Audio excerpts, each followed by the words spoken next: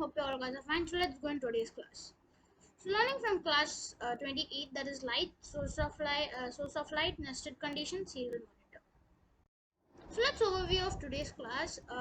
TV remote decoding, working of TV remote, nested condition, arithmetic operators, numerical values comparison.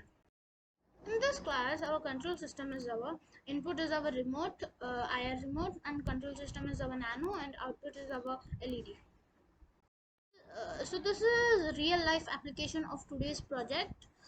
Convert remote for controlling a robot, universal IR remote. What data will remote send to turn on and off TV? So you can see HTS, and this and all remote will come in one remote.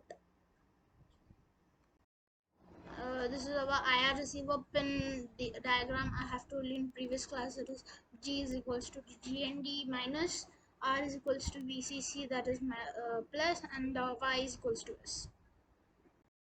So you can see how IR sensor works. So you can see this is IR sensor, and IR sensor sends any message and it reflects and it goes to photodiode. So this is our connections, LED to nano.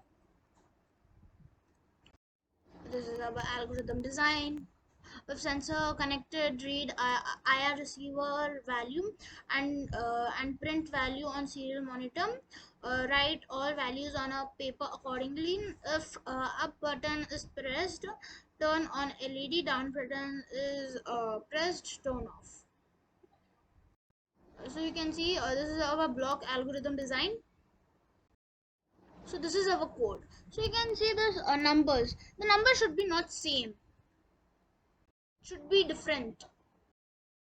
So you can see when I'm pressing up button, it's getting on, and I'm pressing down button, it's getting off.